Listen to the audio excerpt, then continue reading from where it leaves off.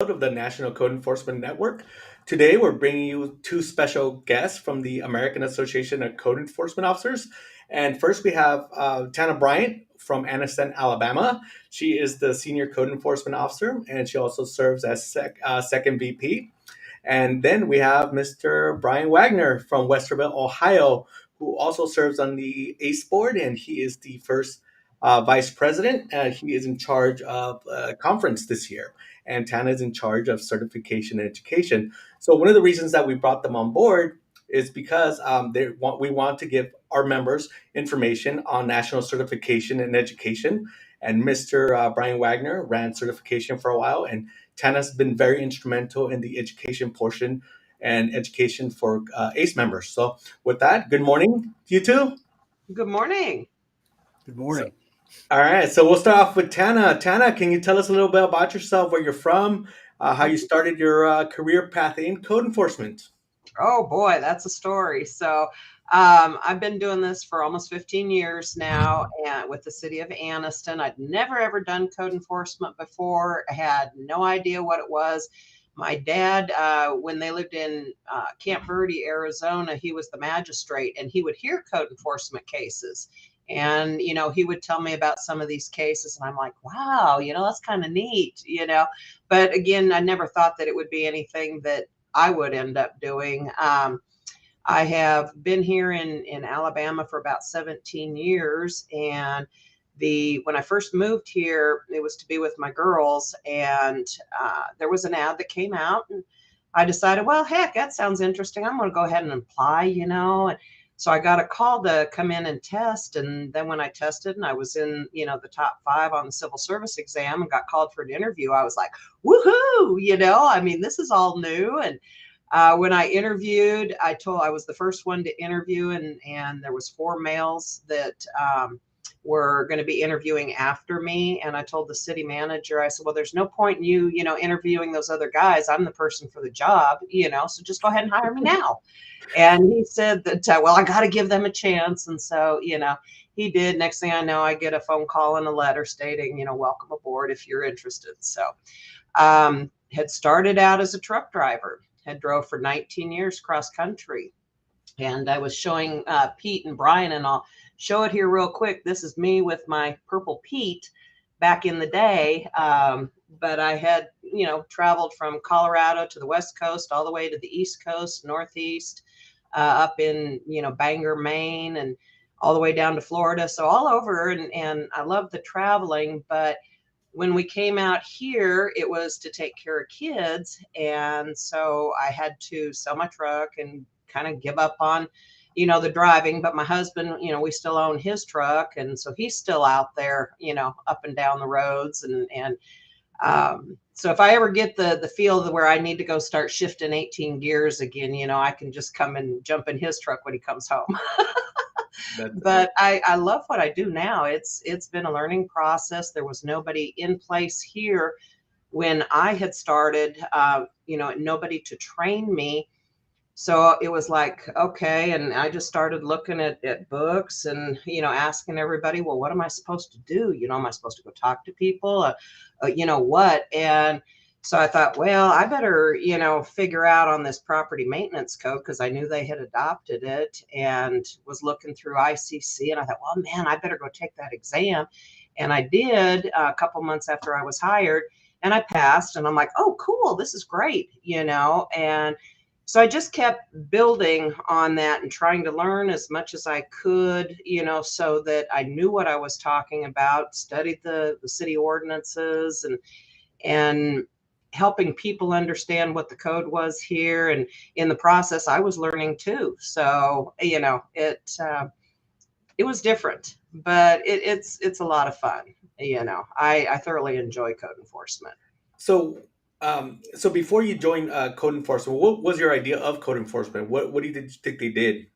I just think, from some of the stuff that my dad had told me, some of the cases, almost like they were the sign Nazis, and going out there with all these signs that were plastered everywhere, and going after people and trash on their property. And I'll tell you what was really, really hard for me was when I started here, and then I started really noticing things. I started noticing trash on property, or I started noticing, a few signs here or whatever. And it got to the point that I almost needed blinders to go down the street, because it was like all this was new to me, and I kept seeing it everywhere. And I thought, oh my gosh, this is awful.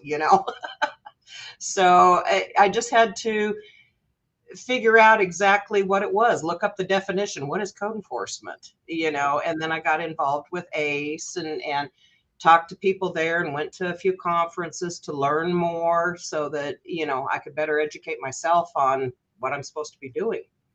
What's pretty interesting is, and I'm pretty sure Brian can relate to this, is when you take trips to other cities, you start noticing how the lack of code enforcement, you know. So, so with that, I'll jump over to Brian. So, Brian, can you tell us your origin story? Because I know, to me, it's always fascinating to hear how people got into code enforcement. Because a lot of times, I used to teach a marketing class and say, "Hey, this is the perception of code enforcement," and I show a picture of the Breakfast Club. We're all so unique and different. So, and we're all different personalities. We come from different backgrounds, and we're in different locations and demographics. So, how did you get into code enforcement, Brian? Yeah, sure. Thanks, Pete. Thanks for having me. And I love Tana's story. I wish my story was as exciting as Tana's, but it's not. But uh, I was I was reminiscing as Tana was telling her story about how my thoughts on code enforcement have changed over time. And I always thought that it was a weakness that code enforcement doesn't have a strict path like other professions have. There's one path if you want to become a doctor. There's one path if you want to become an engineer or a social worker or a lawyer. And I always thought that that was a weakness. However, I've gone a full 180, and I believe that it is a strength, and it brings a diversification to our profession that otherwise we wouldn't have. And yeah, so my story, I'm in my 29th year in code enforcement. It's crazy to think that I've been in this profession that long. And I was I was a student at Ohio State University, and I was working part-time as a park ranger, which of course we all know is a type of code enforcement, except we're enforcing a park code, not a zoning code or a property maintenance or building code. That was a great job. Loved that job. But when I graduated, there was no full-time jobs available. And I was getting married at the time, and I really needed a full-time job, and I really needed benefits. And there's an opening for an animal control officer. So I submitted my application. I was hired. And I tell you, Pete and Tana, I was the worst animal control officer you ever would have seen. And I was there for about a year. But having that position, number one, it really taught me how to write tickets, because I was in court like every week as an animal control officer. And the other thing it did is it taught me the county. Prior to that, I only knew how to get from my house down to Ohio State University and back. I didn't know anything else in the county. So it introduced me to our court system, and it introduced me to the geography of the county, which was great. And we had an internal job posting. And now that I'm working for animal control, I'm a county employee, I have access to these internal postings for a zoning enforcement officer. Had no idea what zoning was. Threw my hat in the ring, and they hired me. I have no idea why they hired me. And 29 years later, here I am. I had an opportunity to work for about 6 years as a zoning officer for the county that I live in. And then I worked as a code enforcement officer for a small suburb here in central Ohio. Then I worked for our court system for 6 years, and I really like that. We have a specialty court here in the county I live in that specializes in housing code violations and environmental violations. It's called an environmental court, but it handles all, in addition to environmental issues, it handles all housing code issues, all animal control issues, all Clean Air, Clean Water Act issues. And I worked there for 6 years, really enjoyed it, had a lot of interaction with code enforcement officers in our community, but I missed it. I really missed the job, and I had an opportunity to apply for the city I'm with right now. It's the city of Westerville, Ohio. This is the city I grew up in, and I've been with this city for 10 years now. I just started my 10th year. I love this city. This is a great city to do code enforcement in. We have a lot of neat historical facts in this city. It's very old. It was first settled back in the 1800s and was incorporated back in the 1850s. We were voted as America's best suburb by Movoto magazine. We were named the best place to live by Money magazine. We were America's friendliest town by Forbes. We were very involved in the Underground Railroad, but one of my favorite tidbits of the city of Westerville, Ohio, is that we were once known as the dry capital of the world, which for code enforcement, this job forces us to drink. So that piece of history might not be well received by the members in our code profession, but we were the national headquarters for the Anti-Saloon League back in the early 1900s, and we were responsible for getting the 18th Amendment adopted, which was prohibition. And of course, we know a couple of years later it was repealed by the 21st Amendment. But I love this city, I love our profession. One of the things that we see that, like I said, it was so diverse. And you're saying that you didn't know what a code enforcement zoning officer was, and Tana didn't know what really code enforcement was. And when you think about it, a lot of our constituents don't know what code enforcement is. They don't even know what we do. Is that people in our own city don't know what we do. So, this is the one thing I love about ACE is that we get to educate the public on what it is that we do. One of the reasons that we do this show and bring folks like you guys on is that we really want to showcase, what it is that we do and why we do it. And, I love bringing people with the passion of code enforcement here. Now, both of you serve on the American Association of Code Enforcement, and it's a national board, and it's dedicated to the enhancement of our profession. Now, how did you just kind of a little bit? Let's go back to Tana. Tana, how did you get involved with ACE? And and I know you're involved with your state association as well. Can you tell us a little bit about the progression from going to state and the national board and how you juggle both of them? Because I know you're active in both. Right. Basically, what I did was I had, looked online and was looking for associations that were involved in code enforcement and came across the American Association. And so I thought, well, I want to go to a conference, and checked with my superior at the time. And hey, they were all for it. They believed in getting more training. And so I went. And I want to say my first conference was 2008. In 2009, I was actually submitted for a nomination as a code enforcement officer of the year because I was so passionate here in Anniston about wanting to clean up Anniston. And even though this sounds negative, one of the things that we have to look at here in Anniston, we were considered toxic town, because we had the Monsanto factory here. There was a lot of pollutants that were dumped into groundwater back in the day.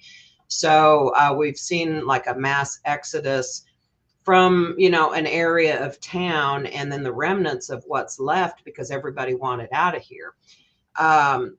Of which, now you wouldn't see that, you wouldn't know that unless you, Googled Anniston or something. But and then, I really loved the conference. It was just, wow, I was getting so much information and note taking and going back and wanting to try stuff here. And that's what the conferences are about, is networking and talking to people and find out what works for them and what may work for me and here in Anniston. And then 2010, I was nominated again and was the Code Enforcement Officer of the Year for ACE, which was a huge honor. And I was real excited about it. And the same year, 2010, I was also Employee of the Year for the city of Anniston. So, and I'm not tooting my own horn, but when you're passionate about something and you want to improve and you want to, see things change, you have to be the one to, facilitate the change. You've got to be the one that wants to see better and to do better and, inform the public. This is why I do what I do. I'm not just that blonde-haired lady riding around in the white truck. I'm out there trying to educate. And actually from there, Then I got involved with the East Alabama code officials and had served as, worked my way up in that organization, served as president, the first female president of East Alabama. And then from there, because Alabama has subchapters, I went to the founding ICC chapter of the Code Officials Association. And I've been on that board for many, many years. I'm the secretary. Well, I was the secretary treasurer. I have now just, been treasurer, and we have brought in a secretary who's a great gal. And it's a dynamic organization. It's one that I'm trying to push some more code enforcement through. We get a lot of people that come to the Code Officials Conference that, want more training on code enforcement, because Alabama has no regulation for code enforcement officers. There's nothing. So I get jurisdictions that, will call up or email me, hey, Tana, can you teach a class on property maintenance? Hey, can you teach a class on zoning? Can you help explain to, our employees what exactly, that you do and what do they need to be doing? And, I love it. I go and I never have a problem talking. So I'll go and hold it virtually, or I'll go to a group and speak.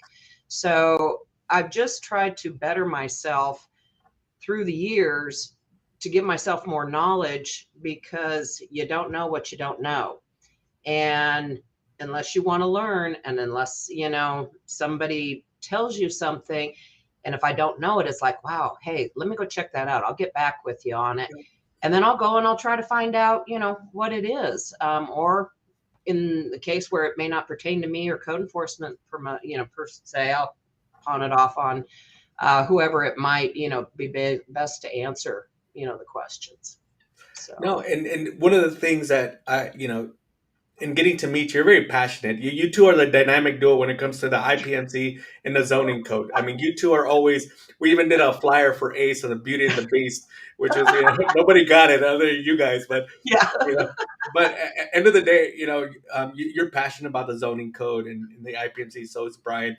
And it goes to one of the things that people may not know, that a lot of these ICC courses that are in code enforcement, it's good for building officials to take these courses and learn about code enforcement and expand their knowledge. Because a lot of times, like I stated earlier, some of these building inspectors don't really know what code enforcement do. Right. Some of the the engineering folks don't know. So we have to educate them. And one of the things that we do offer is the ability to take code enforcement classes through ICC, and people can certify their own, whatever certification they have in order to and learn something about code enforcement on the way there. So with that, Brian, can you tell us your journey into ACE, and then we'll talk about your different positions and what they do and things, and then we'll talk about EduCode, because that's coming up too. Yeah, absolutely. Thanks. And just for clarification, in the Beauty and the Beast, I was the Beast. Tana was the Beast. No, I thought I was. So yeah, there's so many times when you talk to code enforcement professionals, and they say, when they were first hired, especially in the smaller jurisdictions or the medium-sized jurisdictions, they felt alone. They never really had a lot of training. There's so many times I hear, I was handed the keys to the car and a code book, and I was told to go out and enforce. And I had a similar experience. I mean, I had a very good supervisor who's still she was a city planner, and she's still working right now for a different jurisdiction, but she was a great trainer. But I did feel alone, though. And so I started in code enforcement as a zoning enforcement officer in 1996, and I did feel very alone, didn't have a lot of networking opportunities. And I joined our state association. I can't remember exactly when, but I want to say it was sometime in the early 2000s. So I had worked several years without being involved in the code enforcement network. And then I attended my first EduCode back in 2005, and I was immediately understood the value of continuing education. And right after that, I got my IPMC certification and my IZC certification in 2006. But I didn't join ACE until around, I want to say 2012, and I was really frustrated. I don't know exactly when I first found out about ACE, but when I did join, I was really frustrated that I didn't join earlier. And I was frustrated I didn't join my state association earlier than I did too, because it made me a better code enforcement professional. I attended my first ACE conference in 2014. I think that was the Chicago conference, and that conference will always have a special place for me, because that was the conference where I took the legal module and the management module, and Tana was there, and I was really anxious. I was really nervous about it, and she was trying to psych me up. Oh, you got this, you got this. But that was when that class was one class. Now it's two separate classes. When I took it, it was one class. So I had the reference materials. And so when I was flying out there, I had all the books in my carry-on, and I had so many books, it made my carry-on go overweight, and I had to pay a penalty. So I was really mad.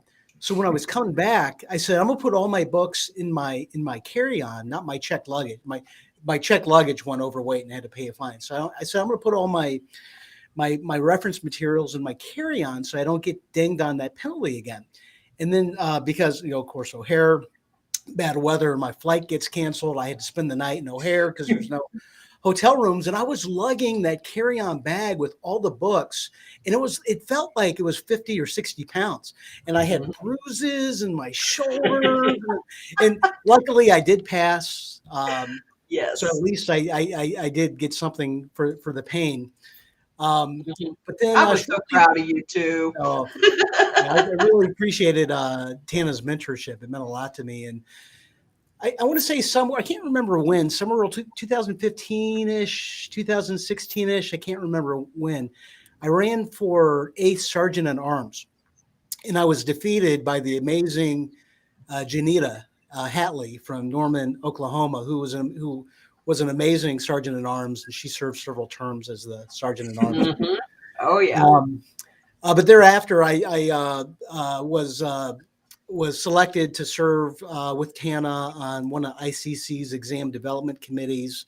That's a great experience. In fact, I'm in my last term on that exam development committee right now. And then I ran for ACE second vice president, 2019, I think. And I was very humbled to have been elected by our membership to serve as second VP. And I'm even humbled now to just, I'm in my first term as the ACE first vice president. It's very rewarding, and I feel very lucky to be in this position. And, one of the things that I got to experience, I joined the ACE board maybe 2-3 years ago. And, I came in just kind of like on a whim. Somebody asked me, hey, come on in. I'm like, okay, so I ended up joining ACE, and it's one of the best experiences because I get to meet a lot of people nationwide. I'm talking to you in Ohio. I'm talking to Tana in Alabama. Last week I was talking to somebody in California. So, I mean, it's so awesome that we get to communicate with each other. To me, it's just awesome. We're in different time zones. You're. I know. I had to check that. Yes, I did get a call early in the morning from Tana saying, "Hey, where you at?" I'm like, "Hey, it's 5 a.m." So, but I don't sleep. So, yeah. But end of the day, one of the things that comes across on this ACE board is the passion that all of you guys have for code enforcement. It's just very refreshing. It's being able to see you guys and just experience what the generosity that you give with your knowledge. It's just awesome. So so Tana, she sits as right now she's the current second VP. She's in charge of education and certification.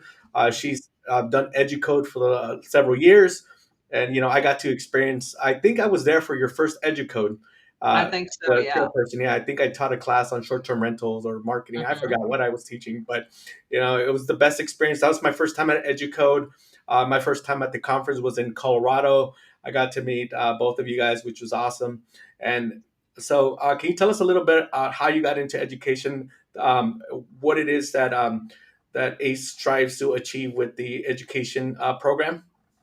Well, going back to EduCode here real quick, I'm the education liaison, and the EduCode conference is for all of the trades. It's for plumbing, electrical, building, fire, code enforcement. So I'm in charge of the week-long classes that are code enforcement related, and getting the instructors there. And one of the biggest things, and I keep preaching this every year, and I don't know if people are just afraid to say something or what, because even if it's not a class being taught at EduCode, it could be a class that is taught at ACE. It could be a virtual class that could be offered to a group or a state or whatever. But I always ask people, what is it that you want to see? What do you want to learn about? What interests you? Let me know so that, I can help facilitate that. I'm a huge proponent on education. And I think that's why, for me, the second VP position is a good fit, because I do get to help people. I get to answer their questions in regards to certifications. What exams do they need to take? What books, how should they prep for an exam?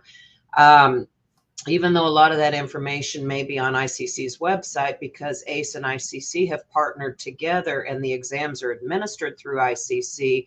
But when you pass your property maintenance and zoning, those are ACE. ACE developed those exams years and years ago, and then approached ICC, and that's how we became a partnership. So it's, for me, being able to answer questions for people. Nobody can ever have too much knowledge. There may be people who don't want to learn. Maybe they're just comfortable in the position that they're in. Maybe they don't see, chance for advancement in their future. I just feel that times are changing. Back in the day, we didn't have drones. Now there's drones out there. There's legal issues involved with, the use of drones. That's stuff that we all need to be aware of. Times are changing. So we need to keep abreast of the current laws, the ordinances. Back, years ago, we didn't have marijuana enforcement. We don't have that here in Alabama, in the Bible Belt. But, for a lot of states that do have legalized marijuana, now you've got officers, code enforcement officers, that are having to enforce illegal grows, that bit. So you've got to have education on how to do that. You can't just stick a code enforcement officer out in the middle of the woods and say, go look for your illegal grows, or, because those are very dangerous situations. Safety is a huge thing right now too, with code enforcement officers, any first responders. So it's things that we need to be aware of. We need to be up on as far as protecting ourselves so that we can go home each day to our families. So I'm, anything that I can do to help somebody advance, to help somebody grow, to help somebody learn more, then I'm all for it. Just ask me and we'll figure it out. We'll, learn together if it's stuff that I don't know. Because see, for me, in the case with the marijuana grows or anything, I don't have that down here. But it's very interesting because it's a changing of the times. Only a couple of states had it. Now more states have added it. So that's coming across. And so I'm going to need to know about things like that. I just feel that people really, you don't need to stagnate. Because when you stagnate, you get lackadaisical. You aren't as aware of your surroundings. You just, maybe you're not the best that you could possibly be at telling someone why they need to do something, because there's always good ways to do it. You can always learn. You may be using an approach that has worked, for you for your whole career, but here's somebody else is doing it, a different way, or just a change up of words. That helps people understand too. Wow, well, maybe I'll try that. Maybe my compliance rates will go up. So, whatever I can do to help people, better themselves is what I'm about, because then I better myself too. Yeah. So, So one of the things that Brian talked about earlier was the different types of enforcement, like stormwater, and mhm, you're talking about marijuana. In California, we have some migrant housing enforcement. mhm. Mobile home park enforcement. I mean, there's in Ohio, Yeah. massage parlor enforcement. I mean, there's so many different types of enforcement now. And you can't really get certified in all things. So, but at least you get exposure to some of these types of Mhm, things. And this is one thing that ACE is so good at, bringing national trainers in and talking about these different issues. So, maybe hurricane preparedness that I won't deal with in California, we might deal mhm, with somewhere else. And I think it's so important for us to continue this education. So now, Brian, you worked on a lot with certification. Can you tell us a little bit about the different types of certifications, what they are, and what the committee? Maybe talk a little bit about the ACE committee on certification and what they do, and what a certification means to an individual. Yeah, absolutely. Thanks, Pete. So the generally for new code enforcement professionals just getting into the profession, Tina and I recommend that you take a look at, in addition to any state certifications that your specific state might have, look at the ACE and ICC property maintenance and housing inspector certification, and also look at the ACE and ICC zoning inspector certification. These are great certifications to have, and it makes you a more valuable employee, not only to the jurisdiction, not only to your own jurisdiction, but it makes you a more valuable candidate if you're looking around for other jobs in other jurisdictions. And then the really cool thing is when you get your property maintenance certification and your zoning certification, you've now met both prerequisites to become a certified code enforcement officer. And all that is an additional application that you have to complete and an application fee. And provided that you keep your underlying property maintenance and zoning certifications in good standing, then you're a certified code enforcement officer. And then the next step in that's the acronym for that is CCEO, Certified Code Enforcement Officer. And then once you get those under your belt, we encourage you to look at the Certified Code Enforcement Administrator certification. And what that is in addition to the property maintenance and housing certification, and in addition to the zoning inspector certification, that adds the management module and the legal module. And if you pass those and continue to keep all those underlying certifications in good standing through continuing education, now you are a certified code enforcement administrator. And the acronym is CCEA. But we're not done yet. So, as Tana said, it's in this profession. We're about lifelong learning, and the next step is the Master Code Enforcement Professional, and this is a newer credential that Tana created when she was the second vice president. Her first time, she was second vice president, and Tana and committee now, and not just Tana. And so, in addition to everything you need to be a certified code enforcement administrator, you add to that the NIMS courses. And if you're not familiar with that, it's the National Incident Management Systems classes offered by FEMA.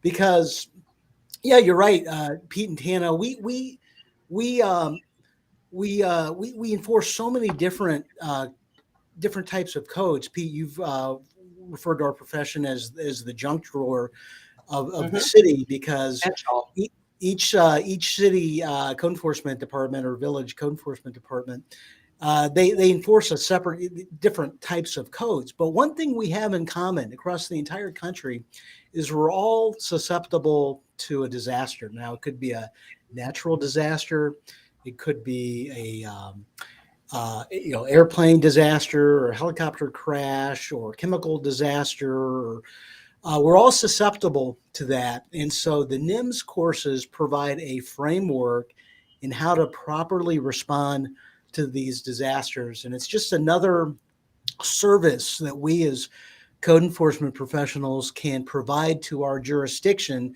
to say, hey, look, fire chief, look, police chief, in the unfortunate circumstance that there is a disaster in our community, I've gone through this training and I'm available if you need to retask me and have me do something else other than my normal job. So in order to become a master code enforcement professional, in addition to everything you need for the CCEO and CCEA, you need to complete the five NIMS courses, six NIMS courses. And you also need to complete the residential building inspector certification. And once you complete those two things, in addition to your CCEO and CCEA prerequisites, you're now eligible to become a master code enforcement professional. We have about 25 or so master code enforcement professionals across the country. It's the highest credentialing we have in our profession right now, and it's a rarefied air. We don't have a lot of master code enforcement professionals right now. That is awesome, and just having that goal is just awesome. And people really need to understand the importance of the IRC and knowing basic building inspection techniques and knowing what to see when they're out in the field, because in code enforcement we're so diverse. Some of us only do zoning, some of us only do exterior property maintenance, and some of us do interior inspections. Now in California, all code enforcement divisions starting July 1st, 2022 will have to conduct interior inspections if they get a call. That's not normal in many states. In many states, they're like, no, we only deal exterior, nothing interior. So, code enforcement officers in California will have to get a little bit more versed on interior inspections and knowing some of the IRC regulations on what isn't supposed to be there. It's really important. So I applaud ACE for bringing that into consideration when it comes to master code professionals. You should know the IRC, which is something that a lot of code officers don't use, but it's really needed. And I think ACE is really paving the way to help with that initiative. So, that's awesome. Now, let's go back to EDUCODE, Tana. Now, with EDUCODE, it's in Las Vegas. It's normally held at the New Orleans. It's a week-long course. If you've never been there, it's one of the biggest ICC events other than the ABM, the annual business meeting. And it's you have thousands of people attend, and it's awesome. It is. I love it. Rooms are pretty affordable. It's an affordable hotel. It's hosted by the Southern Nevada chapter of ICC. A great group. We're going to have Alan Ellis on this program in about a week or two. Oh, good. EDUCODE specific. My buddy. Yeah, so Alan, he's the director of EDUCODE, and he's really hands-on and works with ACE as far as allowing Tana to come up with some of the ACE and some of the course programs. So it's good stuff. And what do we have this year at EDUCODE? Well, we're going to have courtroom procedures for code enforcement officers. We're going to have landlord-tenant relations and how it relates to code enforcement and your community, what it means, for your community. We're going to have some safety classes. We're also going to have a class on human trafficking. That is a huge, huge issue right now. And because like with us, we go in and do interior inspections, and sometimes these properties are occupied. Sometimes we may have a vacant house that is occupied.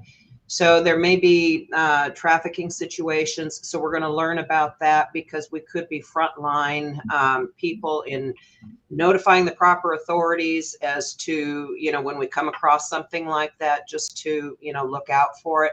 This is the 25th anniversary of EDUCODE, and Alan and I were talking here a couple weeks ago. ACE has been with EDUCODE those 25 years. Wow. We have been there since they started this EDUCODE conference. And so we're really excited to still be partnering with them. We're going to have kind of a round table, been there, done that, where people can have a chance to ask questions, learn from other code enforcement officers. Um, let's see, we're going to have, thank goodness I'm not having to do zoning this time. So I'll save that for ACE. But this conference here is going to be both virtual and in person. So if you can't make it out to Educode, maybe you have travel restrictions still through work, you'll be able to go online and still see, get your classes set up and then attend those classes virtually. Last year was the first year that Educode had ever done a virtual conference. And huge shout out to ACE's management company, The Solution. Dot was able to work with Alan and the team at Educode to get that conference online. And it turned out great. I mean, this is, again, it's something all new, for us, where we've always had in-person conferences and now we have the ability to go virtual. So this is going to be exciting. I've never done a conference that has been both virtual and in person. So I don't know if all the instructors are going to have to stand in a box so they don't move out of camera view, or how it's going to go, but it's going to be really exciting. So, And speaking of the conference, Brian sits as first BP. He is now in charge of conference. Barbara Burlingame, she was here last week and she talked about ACE, and this year it's going to be in Atlanta. So, those are some big shoes to fill there, Brian. So, she's pretty versed on these conferences. So what can we see at this year's conference that some of the planning stages can give us a sneak peek on what's going on? Yeah, absolutely. And Tana can testify, given her involvement with Educode. As soon as you're done with the conference, you immediately start planning for the next one. There's no downtime. So yeah, we're rocking and rolling on the ACE conference right now. This is the 33rd annual ACE conference, and we move around where Educode stays in the Orleans in Vegas. We move around. Pete, as you said, it'll be in Atlanta, Georgia this year. It's going to be in Orlando next year, and I don't think we've yet determined where it's going to be the year after. We'll probably 24. We're still talking about. Oh, yeah. But yeah, so we have about 3/4 of the classes scheduled already. Lots of neat classes, including a hoarding class, tactical communications, a skip tracing class. The Tana will be presenting her crash course to the International Zoning Code. We'll also have the crash course to the International Property Maintenance Code. And what's really cool about the ACE conference is the last day of the conference will be testing. So if you want to take the crash course for property maintenance or zoning or maybe another class, then you can immediately turn around and take that exam while it's fresh in your mind.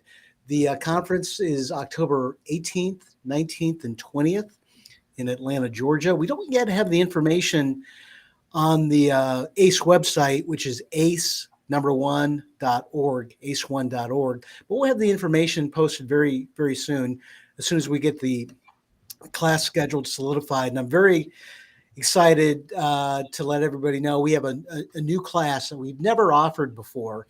And I don't even want to say it now, just in case for some reason it doesn't happen. But we're really excited about some new classes that we've never had before regarding mental health and self-care for the code enforcement officer. Mm-hmm. And that's so important. I mean, us as code enforcement officers, we see so much stuff out there. And, sometimes we experience some pretty gnarly stuff. I mean, we deal with like some hoarders that end up dying in the house, homes that catch fire, garage conversions that were done very, very improper and catch fire, and there's fatalities. And a lot of times they're residents that we deal with all the time. And, and that stresses on you. I tell folks, hey, sometimes we need to kind of vent. We see some crazy stuff. We assist law enforcement all the time, and sometimes we get to see what they see. We're not like, we don't go in there guns a blazing, like they do, but we get to experience what the aftermath of a lot of stuff. And it's tragic because we see issues where there's children out there that are malnourished or not being taken care of, and we have to or sometimes we have to report that stuff to the proper authorities. So we see some crazy stuff, and it's important to sit back and and really take care of ourselves because it's so important. I mean, as passionate as we are about our profession, Mhm. the reality is, our jobs can be dangerous at times, and they can be stressful because, when I talk to folks, I have to remember sometimes that we are impacting their life. At the end of the day, we go home to our families and we're like, oh, okay, but these folks are stressing about what they're going through. And, and a good code officer has empathy towards that. And that weighs on you when you have like 10, 20 cases that you're dealing with, that you're affecting people's lives. Yeah, it Mhm. begins to weigh on you. So, having that outlet and being able to use the proper tools to mentally take care of yourself is so important. And I applaud Ace for, for working on getting these types of courses for self improvement in code officers. Mhm. And even having leadership classes or having people talk about inspiring each other to be better, because in this profession we have to elevate each other. I mean, we just have to. The days of like, hey, I'm hoarding all the information. Those days are over. I think with Ace, they do such a good job, especially with the check-ins. We try to talk to our code officers across the nation to see what their concerns are, what they're doing, what they're and Barbara was on here last week and she talked about that stuff. It's so important, and the passion on the whole board really radiates through. And I appreciate both of you guys for all the work that you guys do. So thank Oh, you for that. So thanks, Pete. yeah, Thank you. Yeah, this is one of those things, talking about the mental health, just real quick here, because we are dealing with homeless. Not just There's a lot of mental health issues with homeless. So even though we need some mental health too, to be able to process what we're seeing, what's going on, we've got to learn how to deal with the people too. We're not social workers, although we do all have those people that think we are and want to talk our ears off and, explain their life story to us. But we need to learn how to be able to deal with people that are suffering with mental health issues. You just don't treat them like, the same person you would up the street that has no obvious mental health crisis going on in their life. So the ACE has done a fantastic job, Barb and Brian and everybody, in bringing mental health to the forefront, because it's one of those things that a lot of people like to sweep under the rug, that, oh, we don't want to talk about mental health. We don't want to talk about crazy Aunt Betty over there that's, the hoarder and all of that. It just helps us be better at what we're doing. So to understand situations and to understand ourselves and the feelings that we're feeling, like you said, Pete, in having to deal with a lot of this and seeing what we see. It's not easy, and we're the catch-all. yeah, We kind of They don't know where it goes, call code enforcement. They'll handle it. junk drawer. I always say, sometimes, if we're used correctly, we can be, a Swiss Army knife. Hmm. And it goes to a point where sometimes we're the referee, we're the moderator, we're the mediator, we're the therapist, we're Yep. the long lost daughter or son. I Hmm. one day you're the scum of the earth, and the other next day somebody's trying to marry you off to their daughter. I've had it all. So you know but end of the day, I say we always have to treat people with care and compassion. Hmm. I'm a real big proponent on compassionate code enforcement versus the authoritative, because we're there to educate folks, because just like us, a lot of us never knew what code enforcement was. A lot of Hmm. our constituents don't, so it's our job to educate and be able to bring that knowledge to our city ordinances to our folks. And I think that's Right. important. And that's ideal, because see, it's like with my code enforcement officers, I try to let them know that, hey, when you go out and talk to somebody, you're not going out there and you're not slamming down the gavel. You're trying to understand what got them to that point and help them find the solution, to get out of it. So you have to be compassionate. So that's great, Pete, in bringing that up. Speaking of social worker, I'd be remiss if I didn't bring this up. One thing I'm so proud about in our jurisdiction is a partnership that we've created with social workers. So I'm in a small department, but I have been blessed in that my city administration has always provided me with an intern. And traditionally, the intern position would go to a city and regional planning student or a criminal justice student or a building sciences student. But back in 2019, we started offering the position to social workers. So now we have, and it's a licensed person that's already licensed as a social worker that's gone back to school to get their master's or their doctoral degree in social work. So now it's created a situation where we have an embedded social worker with our code enforcement officers responding to these complaints. And in fact, this would probably be a great subject for another podcast. I could talk easily an hour on this social work partnership that we have, but it's been all of our experiences that the code violation is often symptomatic of something deeper. And if you don't address that root cause, then that code violation is never going to get corrected. And it's been so rewarding to have a social work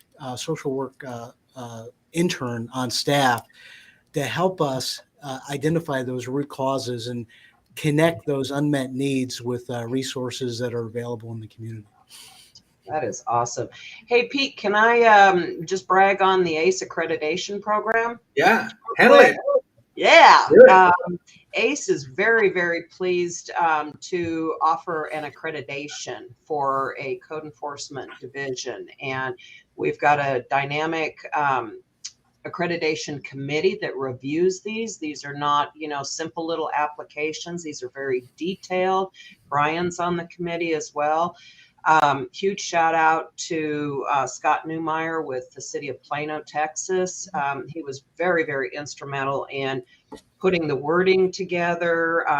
It's different than an ICC accreditation. It's different than an accreditation a police department would go through. It is strictly for code enforcement.